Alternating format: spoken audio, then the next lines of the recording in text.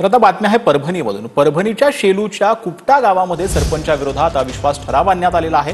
सरपंच रुक्मिणीबाई गवळे विरोधात आता 9 सदस्यांकडून अविश्वास ठराव आणण्यात आला आहे। गावात कोणतीही कामं होत नसल्याचा सदस्यांचा आरोप आहे। विशेष ग्रामसभेमध्ये ग्रामस्थांनी मतदान करत सरपंचाला पायउतार केले। ग्रामसभेमध्ये शिरगती वेळी यावेळेला जे आहे ते जवळपास 351 नागरिकांचा विश्वास ठरावाच्या बाजूने मतदान पाहायला मिळते, तर केवळ 17 जणांचं ठरावाच्या विरोधात मतदान पाहायला मिळते। 35 जण तटस्थ असल्याचं देखील पाहायला मिळत आहे। आम्ही अविश्वास ठराव सरपंच आणला होता। काम काही सरपंच करीत नसल्यामुळे अविश्वास ठराव आणला त्याच्यावर।